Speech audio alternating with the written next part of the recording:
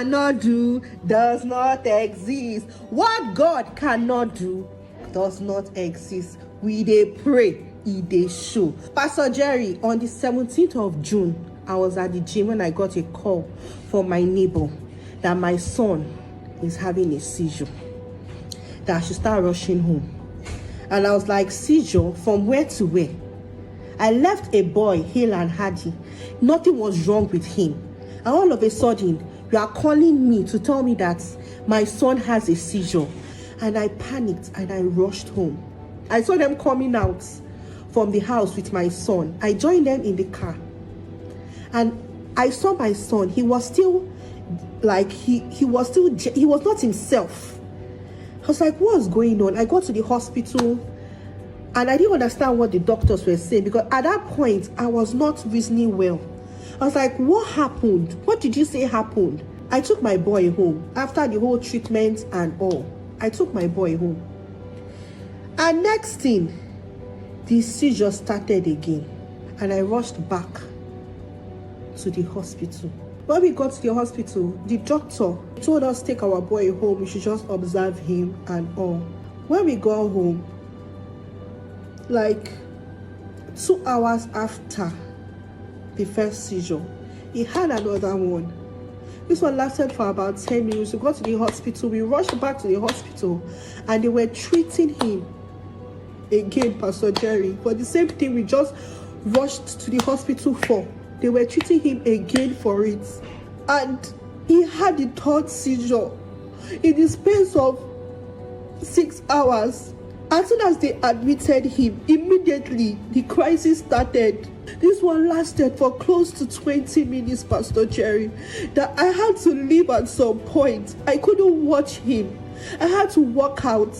And while he was in the hospital, I remember trying to play "Oh Lord, show me mercy," but for some reason I would just be like, my own case, God will not remember me, because I feel God remembers some special people, not people like me.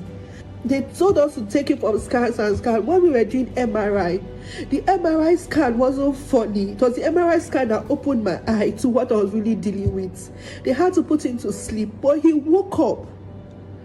So when they put to sleep, it was not up to 5 minutes. He woke up, and the way he was behaving during the MRI, it was really bad. That I told my husband, I can't come here for this MRI scan again. I can't put my son through this. He's not even up to a year when all this started. He was about to celebrate his 1 year birthday when the devil came with all this from nowhere. Looking at the test results, that is very bad. That he has to be on drugs for the rest of his life. That what they are seeing is really bad. June, that day I decided that, okay, let me join. Just maybe Roy will see me. He will hear me, how tired, because I was crying and begging him to listen to me, to hear my cry, to feel my pain. Like, is he sleeping? I need a word from him. I need my son to be healed. Roy saw me. I thought maybe, like, Pastor Jerry would never mention my case. Maybe that thing you put in your ear, I've forgotten the name, this thing you put in your ear, maybe it's a way of people telling you people's cases, or you will read it and they will tell you. I never believed that my own case will be mentioned. The moment you mentioned it, I had this conviction that that was my word.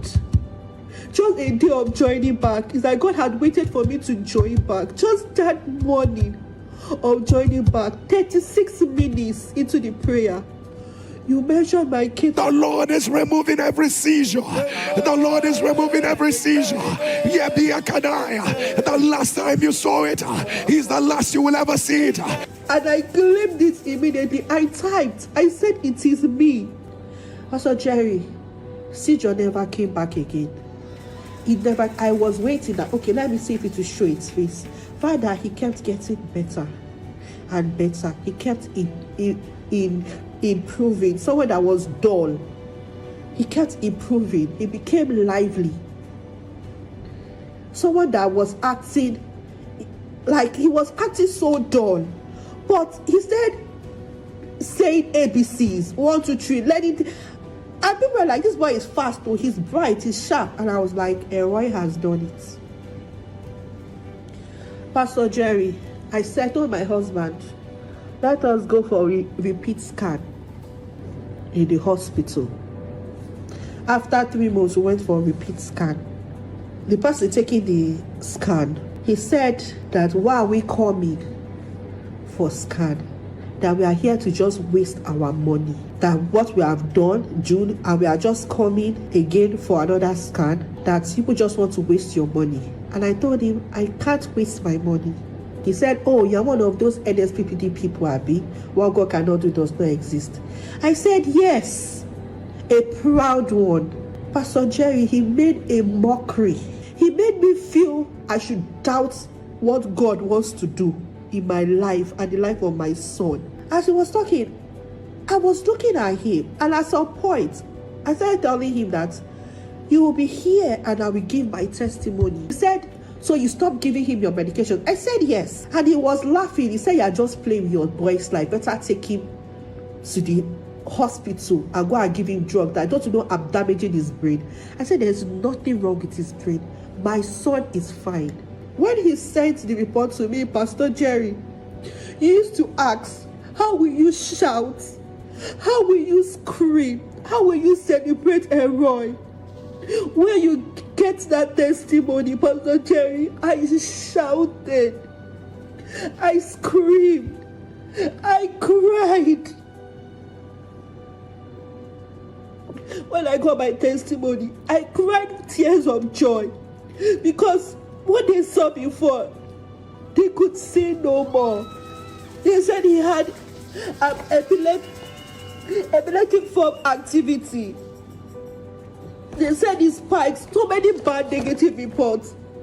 What they saw before, they could say no more. I want to say, the God that you serve is a mighty God. The God of Pastor Jerry Eze is a mighty God. If not for you, my son will still be on medication till this day. If not for your word of confirmation, the day you spoke was the day the seizure stopped. If not for you, only God knows what would have become of my son. May the oil on your head never run dry. NSPPD, celebrate our God. Celebrate. Celebrate.